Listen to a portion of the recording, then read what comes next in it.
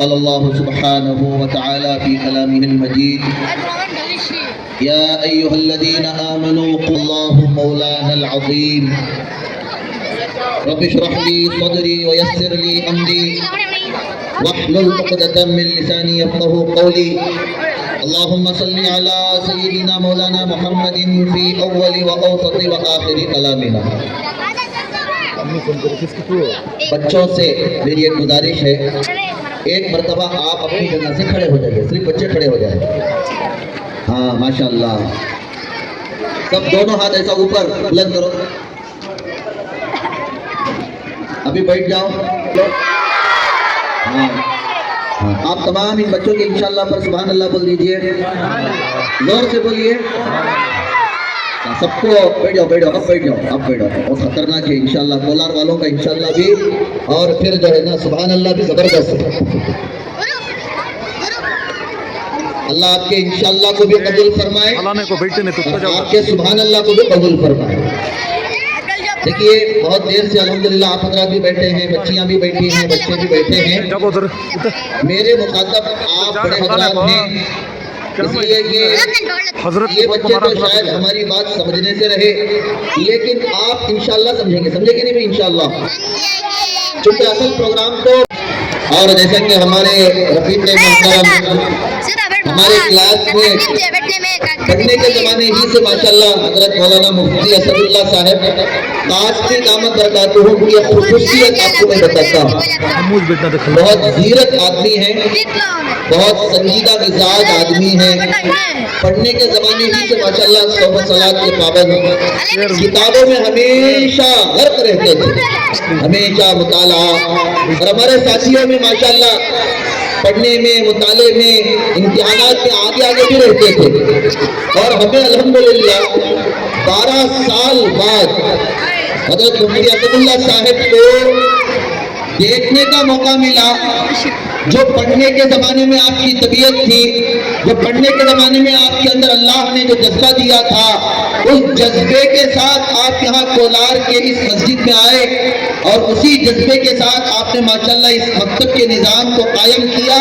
اور اسی جذبے کے ساتھ ماشاءاللہ ہم دیکھ رہے ہیں کہ اللہ تبارک و تعالیٰ نے ایک انقلابی کام لے لیا ہے.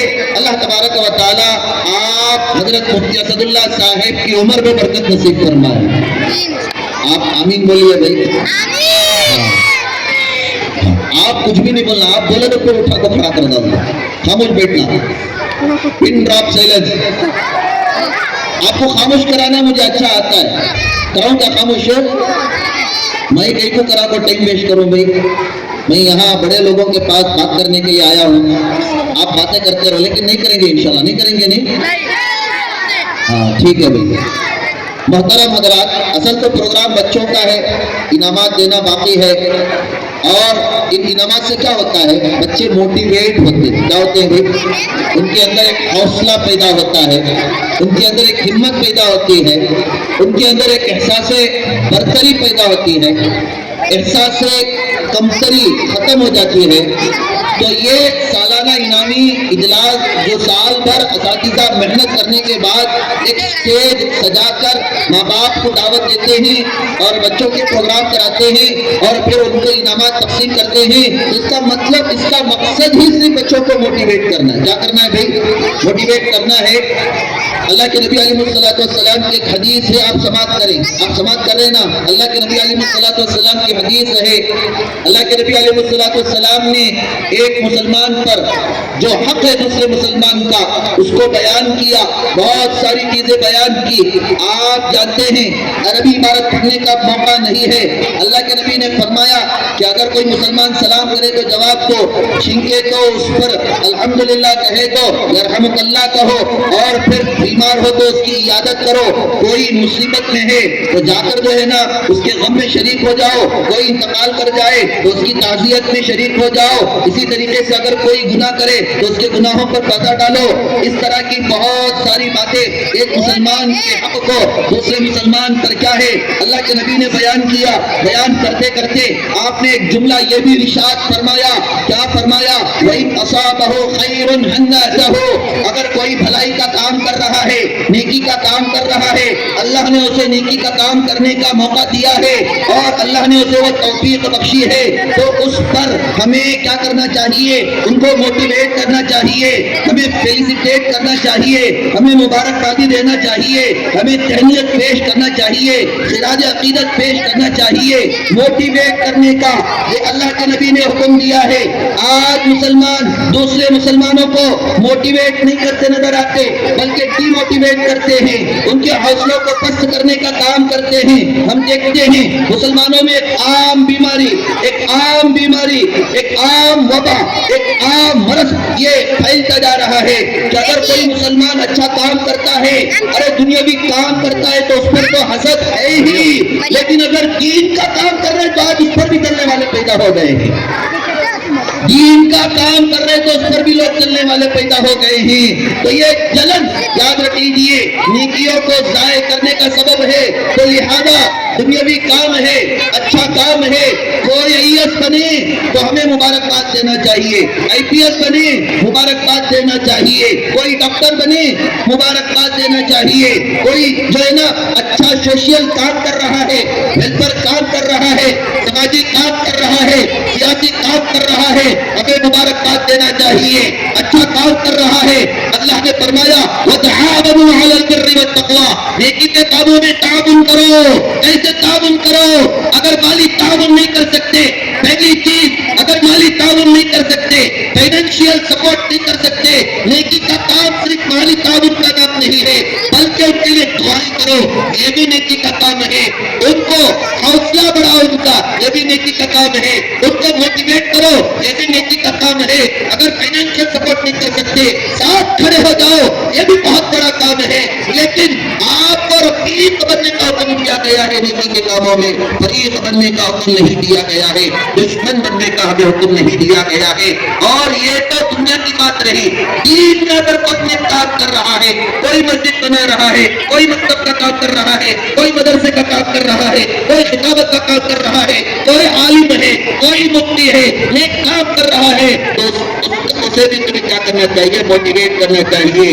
اور پھر ہمیں حسد نہیں کرنا چاہیے, آگے بڑھانا چاہیے, ہمیں ساتھ دینا چاہیے, ایک دوسرے کا سہارا بننا چاہیے, معاون بننا چاہیے, معاند نہیں بننا چاہیے. میرے عزیز ساتھیوں, یہ جو نیک کام ہو رہا ہے مجھے بڑی خوشی ہو رہی ہے.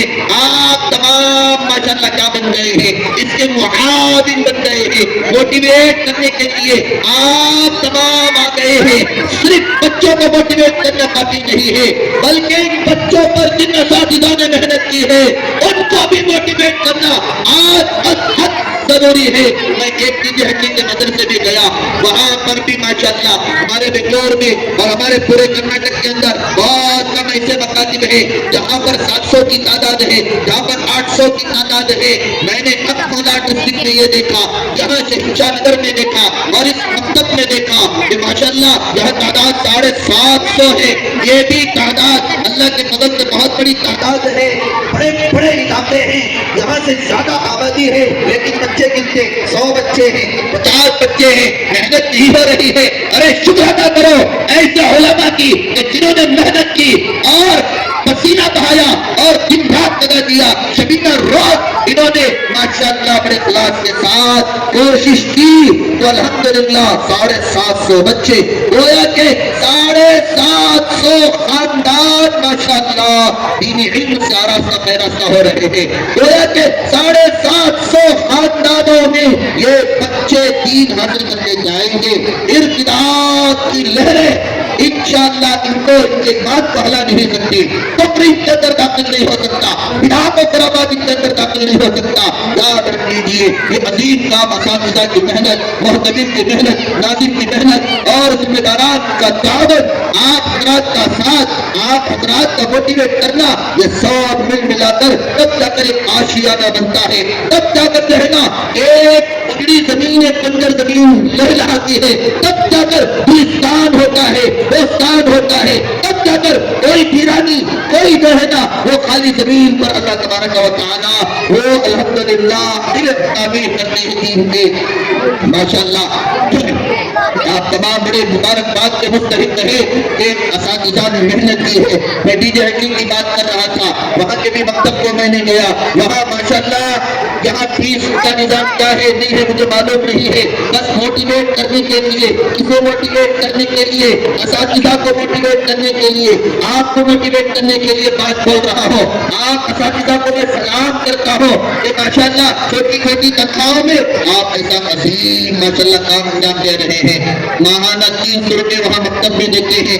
وہاں کے ماں باپ کو ہم نے دیکھا کہ جب سالانہ آ جاتا ہے تو وہ خود اپنی طرف سے وہ اساتذہ جنہوں نے سال بھر محنت کیا ہے اپنی طرف سے رقم بھر لا کر دے رہے ہیں. کوئی 500 لا کر دے رہا ہے، کوئی 600 لا کر دے رہا ہے. تو کیا ہو رہا ہے؟ اساتذہ خوش ہو رہے ہیں اور محنت کر رہے ہیں. یاد رکھیے کوئی بھی تحریک کامیاب ہوتی ہے، کوئی بھی مومن کامیاب ہونا ہے تو 4 چیزوں کی ضرورت ہے. ایک تو علماء کے علم کی ضرورت ہے. اس کو علم کی ضرورت ہے، بولے بھائی، علماء کے علم کی ضرورت ہے.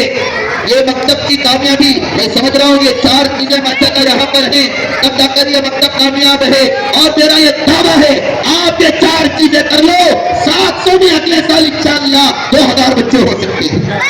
کتنے ہو سکتے ہیں بھائی؟ 4 چیزیں کر لو. کوئی بھی تحریک کو کامیاب بنانا ہے 4 چیزیں کر لو. ایک علماء کے علم کی ضرورت ہوتی ہے اس تحریک کو کامیاب بنانے کے لیے، حکماء کے حکمت کی ضرورت ہوتی ہے اس تحریک کو کامیاب بنانے کے لیے. تیسرا اولیاء کی دعا کی ضرورت ہوتی ہے اس تحریک کو کامیاب بنانے کے لیے. چوتھا مالداروں کی مال کی ضرورت ہوتی ہے اس تحریک کو کامیاب کرنے کے لیے. آج ہم شادی بیاہوں پر خوب پیسہ لٹا رہے ہیں، اپنی ذات کے لیے خوب پیسہ لٹا رہے ہیں. آج مسلمان کہاں نظر آ رہے ہیں؟ فضول خرچی کرتے نظر آ رہے ہیں. لیکن دینی تحریکیں کیوں مضبوط نہیں ہو رہی ہے؟ وہاں پر علماء کے علم کو استعمال نہیں کیا جا رہا ہے، حکماء کی حکمت کو، ان کے جو ہے نا دانش مندی کو استعمال نہیں کیا جا رہا ہے، اولیاء سے دعا نہیں کروائی جا رہی ہے، اور مالدار دینی کاموں میں زیادہ بڑھ چڑھ کر حصہ نہیں لیتے ہیں. تو جس کی وجہ سے دینی تحریکیں کیا ہو رہی ہے وہ بہت کمزور آج نظر آ رہی ہے. لیکن دیکھیے دعوت و تبلیغ کا کیسا عظیم نظام اللہ نے بنا دیا ہے کہ خود پیسہ لگاتے ہیں، خود وقت خرچ کرتے ہیں، خود قربانیاں دیتے ہیں اور پھر نکلتے ہیں، سب اپنا اپنا کر رہے ہیں. تو ماشاءاللہ اللہ نے اس نظام کے اندر اتنی برکت رکھی ہے کہ 100 سال سے زائد عرصہ ہو گیا ماشاءاللہ یہ نظام چل رہا ہے. ایسے ہی مکاتب کو مضبوط کرنا ہے، مدارس کو مضبوط کرنا ہے. پوچھنے سے پہلے آپ کو کیا کرنا ہے؟ بڑھ چڑھ کر بھی ان تحریکوں کو مضبوط کرنے کے لیے آپ کو خود مٹھی بھر کے کیا کرنا چاہیے؟ تعاون کرنا چاہیے. ابھی ایک اعلان بھی کر رہے تھے کہ جگہ کی تنگی ہے، تعمیرات کی ضرورت ہے. مفتی صاحب کیا اعلان کرتے ماشاءاللہ میں دیکھ رہا ہوں، آپ کا جذبہ بھی دیکھ رہا ہوں، آپ گھنٹے سے یہاں پر بیٹھے ہیں اور قدر کی نگاہوں سے علماء کے بیانات کو سن رہے ہیں، بچوں کی تقریروں کو سن رہے ہیں. مفتی صاحب میں سمجھتا ہوں آپ کے اعلان کی ضرورت نہیں تھی. یہ وہ مجمع ہے انشاءاللہ کہ رمضان شروع ہونے سے پہلے انشاءاللہ یہ لوگ کھڑے ہو جائیں گے اور یہاں پر انشاءاللہ تعمیری کام شروع ہو جائے گا. ہوگا بھی انشاءاللہ. میرے بھائی یہ ایک بات آپ کے سامنے عرض کرنا تھا. دوسری بات ہے مکاتب یاد رکھ لیجیے یہ ریڑھ کی ہڈی ہوتے ہیں. کیا ہوتے ہیں بھائی؟ کیا ہوتے ہیں؟ ریڑھ کی ہڈی. مکاتب میں کیا کام ہوتا ہے آپ سمجھ لیجیے. مکاتب میں کیا کام ہوتا ہے آپ سمجھ لیجیے. پہلی چیز مکاتب میں تحفظ شریعت کا کام ہوتا ہے. کس کا کام ہوتا ہے بھی بولیے؟ تھوڑا آپ کو ہم یہاں سے انٹریکٹ کرتے ہیں، تھوڑا آپ ہمارے ساتھ بولیے. مکاتب میں کیا کام ہوتا ہے؟ تحفظ شریعت کا. کیا کام ہوتا ہے بچوں؟ تحفظ شریعت. تحفظ شریعت کو سمجھنے سے پہلے مقاصد شریعت کو سمجھنا ضروری ہے. تحفظ شریعت کو سمجھنے سے پہلے کس کو سمجھنا ضروری ہے؟ مقاصد شریعت. تحفظ شریعت میں کتنی چیزیں آتی ہیں؟ 5 چیزیں آتی ہیں. اسی کو علماء نے مقاصد شریعت بیان کیا ہے. یہ مکاتب میں یہ جو کام ہوتا ہے وہ شریعت کی حفاظت کا کام ہوتا ہے. اور یہاں پر تحفظ شریعت کا کام کیسے کیا جاتا ہے؟ مقاصد شریعت بتا کر کیا جاتا ہے. جب بچے آتے ہیں تو سب سے پہلے مکاتب کے اندر بچوں کے اس کی حفاظت ہوتی ہے، دین کی حفاظت ہوتی ہے. مقاصد شریعت کی پہلی چیز کیا ہے؟ دین کی حفاظت. پہلی چیز کیا ہے بھی بولو؟ ابھی بولیے. دین کی حفاظت ہے. حضرت علامہ ابو الحسن علی میاں ندوی علیہ الرحمہ نے 1983 میں گورکھپور میں ایک بڑے جلسے سے خطاب کرتے ہوئے حضرت نے یہ ارشاد فرمایا. آپ کے ارشاد سنیے، بہت اہم ہے. حضرت نے ارشاد فرمایا کہ حضرت نے اپنے ایک دور کے بہت بڑے مورخ فلاسفر ہسٹورین فلاسفر کے نام کے ساتھ یہ بات ارشاد فرمائی. اور نال ٹانی بھی یہ کہتا ہے کسی قوم کو تباہ کرنے کے لیے کتب خانوں کو جلانے کی ضرورت نہیں. حضرت کب کی بات بول رہے ہیں؟ 1983 کی بات بول رہے ہیں. حضرت نے فرمایا کسی قوم کو تباہ کرنے کے لیے اب کتب خانوں کو جلانے کی ضرورت نہیں ہے. اب بلڈوزر مدارس پر چلانے کی ضرورت نہیں ہے. مساجد کو بلڈوز کرنے کی ضرورت نہیں ہے. اب گولا بارود کی ضرورت نہیں ہے. حضرت نے اس زمانے میں وہ بات کہی. آج زمانہ بہت ترقی کر گیا ہے. لوگوں نے اسلام مسلمان دشمن طاقتوں نے بس طریقہ بدلا ہے، لیکن سلسلہ یوں ہی جاری ہے، عرصے سے جاری ہے. مساجد کو بلڈوز کرنے کا سلسلہ، مدارس کو بلڈوز کرنے کا سلسلہ. حضرت نے ارنالڈ کی بات نقل کرتے ہوئے فرمایا کہ کسی قوم کو تباہ کرنے کے لیے کتب خانہ جلانے کی ضرورت نہیں ہے، مساجد و مدارس پر بلڈوزر چلانے کی ضرورت نہیں ہے. صرف ایک کام کر لو کہ اس قوم کے رسم الخط کو، اس کی تہذیب کو ان سے چھین لو تو قوم ایسے ہی تباہ ہو جائے. تہذیب اسلام کے اندر ایک چیز ہے. کیا ہے بولیے؟ کیا ہے بھائی؟ تہذیب ہے، ہمارا کلچر ہے. اسلام کا اپنا ایک کلچر ہے، اپنا ایک دنیا ہے. اسلام کی اپنی ایک پہچان ہے، اسلام کی اپنی ایک شناخت ہے، اسلام کی اپنی ایک آئیڈینٹیفیکیشن ہے. وہ آئیڈینٹیفیکیشن اس پر محنت کرنا پڑتا ہے، اس کو فروغ کر باہر نکالنا پڑتا ہے.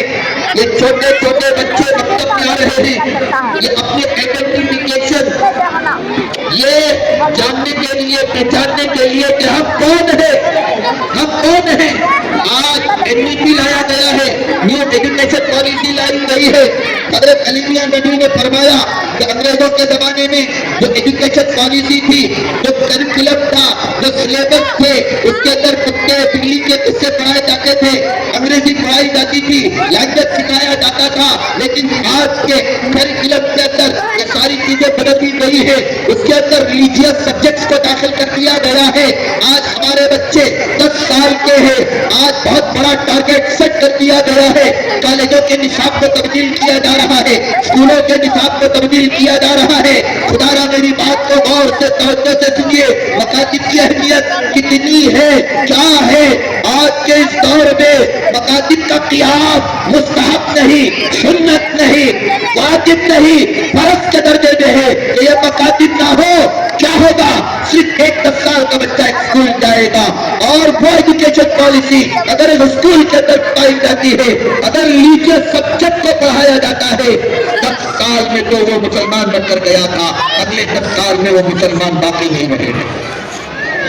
آج اسلام کو چھیننے کی، آج مسلمان نام کو ختم کرنے کی باقاعدہ ایک ایسا ایجوکیشن سسٹم بنا دیا گیا.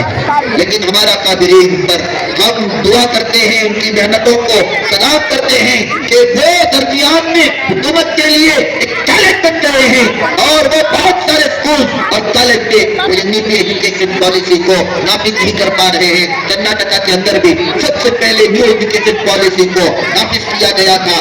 آپ جیسے کتنے لوگوں نے اس کو پڑھا نہیں پڑھا، چاہے اس کے اندر ایک دعوت دیتا ہوں آپ پڑھیے. اتنے خطرناک سبجیکٹ ہیں، پڑھ لیں گے بچہ. وہ جو حدیث اللہ کے نبی نے بیان فرمایا کہ ایک وقت ایسا آئے گا کہ ایک مسلمان صبح میں تو مسلمان تھا لیکن رات ہوتے ہوتے کافر ہو جائے. رات میں مسلمان تھا، صبح ہوتے ہوتے کافر ہو جائے گا. آج ہم دیکھتے ہیں کہ بچہ اسکول جا رہا ہے، کالج جا رہا ہے، ایسے ایسے ایکٹیویٹیز کرائے جا رہے ہیں, ایسے ایسے سبجیکٹ پڑھائے جا رہے ہیں کہ وہ صبح میں تو کلمہ پڑھ کے گیا تھا, نماز پڑھ کے گیا تھا, آ رہا ہے وہ سبجیکٹ پڑھ کر آ رہا ہے, لیکن کیا ہو کے آ رہا ہے, کافر بن کے آ رہا ہے. یہ مکاتب اسکول میں پھیلائے جانے والے ارتداد کو چھوڑتے کیا کرتے ہیں بھائی؟ ہم نے کہا مقاصد شریعت میں مکاتب میں پہلی چیز کیا ہے؟ تحفظ شریعت کا کام یہاں پر کیا ہو رہا ہے؟ مقاصد شریعت میں پہلی چیز کیا ہے؟ دین کی حفاظت مکاتب میں ہوتی ہے. مکاتب میں مقاصد شریعت میں 5 چیزیں ہیں, دین کی حفاظت ہوتی ہے. یہ بچے کیا کرتے ہیں؟ مکتب آتے ہیں, اللہ اور اس کے رسول کی ان کو پہچان کرائی جاتی ہے, عقائد تھاٹس کو, اسلامک تھاٹس کو, اسلامک کلچرل کو, اسلامک سسٹم کو ان کے دلوں کے اندر, خون کے اندر کھول کر ڈال دیا جاتا ہے. جب یہ بچے قرآن پڑھتے ہیں, حدیثیں پڑھتے ہیں, کوئی طاقت انشاءاللہ ان کے ایمان کا بال بھی باقی نہیں کرے گا. یہ مکاتب ہے, یہاں دین کی حفاظت ہوتی ہے. یہاں دوسری چیز کس کی حفاظت ہوتی ہے؟ نسل کی حفاظت ہوتی ہے. آپ کے بچے مکاتب میں آئیں گے, یہ 750 بچے ایک نسل ہے, ان کی حفاظت کیسے ہو رہی ہے؟ جب یہ دین پڑھیں گے ان کی حفاظت ہو رہی ہے. مکاتب میں عقل کی حفاظت ہوتی ہے, نسل کی حفاظت, عقل کی حفاظت ہوتی ہے. یہ بچے جب دماغ لگائیں گے, یہ الف ہے, یہ با ہے, یہ توبہ ہے, یہ اللہ ہے, یہ رسول اللہ ہے, یہ ایمان مجمل ہے, یہ ایمان مفصل ہے. جب یہ چیزیں پڑھیں گے, یہ عقیدہ ہے, یہ فرشتوں کے بارے میں, یہ انبیاء کے بارے میں, یہ جنت کے بارے میں, یہ جہنم کے بارے میں جب بچے پڑھیں گے, جب دماغ لگائیں گے تو ماشاءاللہ ان کی عقل محفوظ ہو جائے گی. بہت سارے بچے ایسے بھی ہیں علاقے کے اندر, مکتب نہیں آتے, اسکول نہیں آتے, نہ ان کے دین کی حفاظت ہو رہی ہے, نہ وہ نسل کی حفاظت ہو رہی ہے, نہ وہ عقل کی حفاظت ہو رہی ہے. وہ بچے باہر جاتے ہیں, سگریٹ مارتے ہیں, یہ شراب پیتے ہیں, بیڑی مارتے ہیں, پان پراگ کھا رہے ہیں, گانجا کھا رہے ہیں, افیم کھا رہے ہیں, اور ڈرگس ایڈکشن کا شکار ہیں, موبائل ایڈکشن کا شکار ہیں. یہاں مکتب میں آ رہے ہیں, اسکول سے آ رہے ہیں, اسکول میں اگر ارتداد کے جھپیڑے کھا کر آ رہے ہیں, یہاں ماشاءاللہ اللہ کے وہ تجلیات ان پر نازل ہوتے ہیں. وہ قال اللہ قال رسول کی صدائیں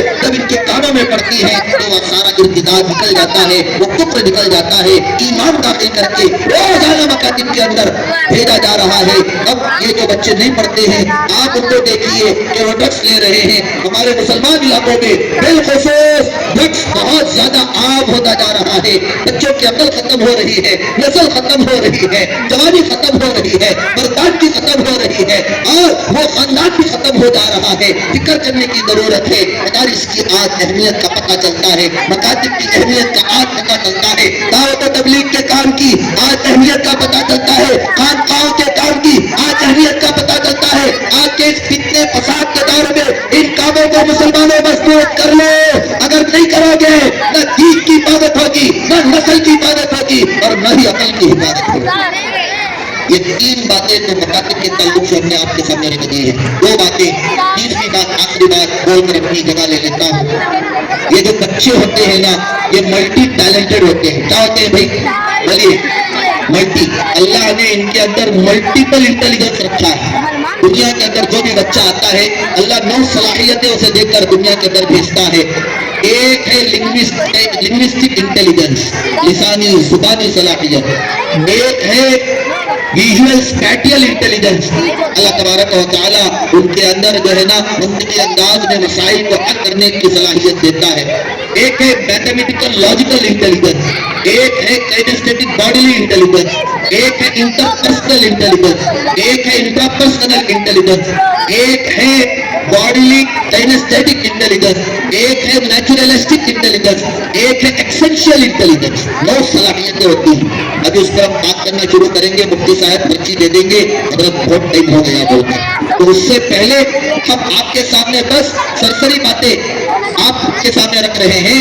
یہ 9 صلاحیتیں اللہ ان کو دیتا ہے, اور یہ 9 صلاحیتیں کس سٹیج میں بنتی ہیں, کس سٹیج میں بنتی ہیں, یہ جاننا بہت زیادہ ضروری ہے.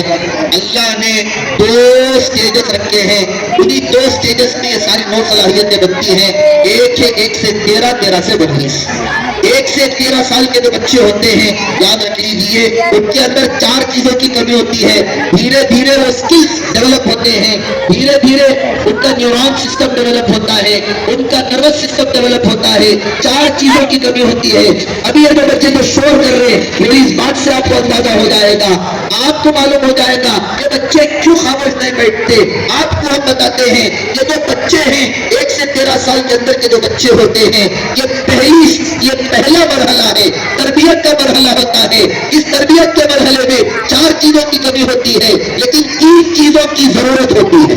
4 چیزوں کی دعوت یہ بھی بولو کمی ہوتی ہے, 3 چیزوں کی ضرورت ہوتی ہے. اور وہ 4 چیزوں کی کمی کو ان 3 چیزوں سے دور نہ کیا جائے تو جب یہ 30 میں داخل ہوں گے, ان کا ٹین ایج شروع ہوگا, جوانی شروع ہوگی, نافرمان بن جائے گا. اور اگر یہ 4 چیزوں کی کمی کو ان 3 چیزوں سے دور کر دیا جائے تو پھر یہ 30 میں جو داخل ہوں گے, ٹین ایج جو 30 سے 19 کا ہوتا ہے, یہ جو عرصہ ہوتا ہے اس میں فرما برداری پیدا ہو جاتی ہے. وہ 4 چیزوں کی کمی کیا ہے؟ امپلس کنٹرول کی کمی ہوتی ہے. یہ بچے نہیں جانتے جذبات اور خواہشات کو کیسے کنٹرول کرنا ہے. آپ جانتے ہیں جذبات کو کیسے کنٹرول کرنا ہے, خواہشات کو کیسے کنٹرول کرنا ہے. آپ جانتے ہیں نا, تفصیل میں نہیں جا رہا ہوں. ان بچوں کے اندر دوسری چیز کی کمی کیا ہوتی ہے؟ اٹینشن سپین ڈیولپمنٹ کی کمی ہوتی ہے. یہ بچے کسی ایک کام پر فوکس نہیں کر سکتے, کنسنٹریشن نہیں کر سکتے, توجہ نہیں بٹا سکتے. آپ توجہ دے رہے ہیں, اس طرف کا مجمع متوجہ ہے, میری بات سن رہا ہے, یہ بچے توجہ نہیں دے سکتے. آپ کے اندر اٹینشن سپین ڈیولپ ہو چکا ہے, ان بچوں میں نہیں ہوا ہے. آپ کے اندر امپلس کنٹرول ڈیولپ ہو چکا ہے, ان کے اندر نہیں ہوا ہے. آپ جانتے ہیں کہ کیسے توجہ کے ساتھ کسی بات کو سننا ہے. اللہ نے وہ اسکل آپ کے اندر ڈیولپ کر دیا ہے, وہ صلاحیتیں آپ کے اندر ڈیولپ ہو چکی ہے, ان کے اندر نہیں ہو چکی ہے. تو اس لیے ان کے اندر یہ جو کمی ہے یہ کوئی عیب نہیں ہے. یہ کیا نہیں ہے؟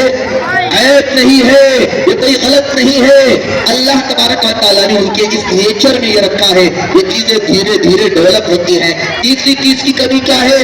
کیا ہے؟ مورالٹی کی کمی ہوتی ہے, اخلاقی اصولوں کی سمجھ بوجھ کی کمی ہوتی ہے. یہ بچے نہیں جانتے بڑوں کی کیسے قدر کرنا ہے, حلال کیا ہے, حرام کیا ہے. یہ بچے نہیں جانتے کلاس کیسے رکھنا ہے, مہمان آئے تو کیسے ڈسپلن کے ساتھ رہنا ہے. یہ بس اپنا کام کرتے رہیں گے, گھومتے رہیں گے, اچھلتے رہیں گے, چیختے رہیں گے, چلاتے رہیں گے. مورالٹی کی کمی ہوتی ہے. آپ کے اندر اخلاق بلند ہو چکے ہیں, ڈیولپ ہو چکے ہیں, آپ ڈسپلن سے بیٹھے ہیں, آپ میری بات سن رہے ہیں. چھوٹی چیز کی کمی کے اندر کیا ہوتی ہے؟ وہ ہے ایموشنل ریگولیشن. جب ان کو چوٹ پہنچ جائے, مار لگ جائے, یہ رونا شروع کر دیتے ہیں, چیخنا شروع کر دیتے ہیں. اور ان کو کوئی ڈرائے فوراً یہ ڈر جاتے ہیں, رونا شروع کر دیتے ہیں. لیکن آپ کو اگر ٹھوکر لگ جائے آپ کنٹرول کرتے ہیں, آپ استغفار کرتے ہیں. یا بہت سارے لوگ استغفار کی جگہ گالیاں بھی دینا شروع کر دیتے ہیں, وہ الگ بات ہے. یہ 4 چیزوں کی کمی ہوتی ہے, لیکن ان 4 چیزوں کو کیسے دور کرنا ہے؟ 3 چیزوں کے ذریعے سے دور کرنا ہے.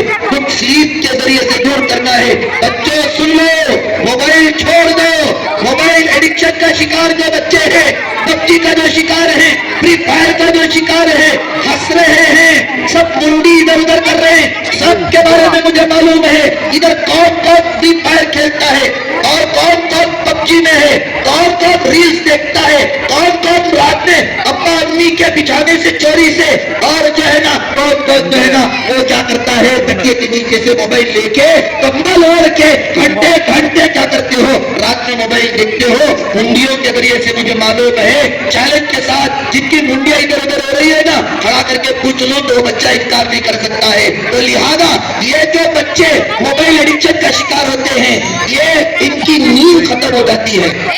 اسکول ڈراپ آؤٹ کی وجہ یہ نیند نہیں پورا کرنے کی وجہ سے ہے.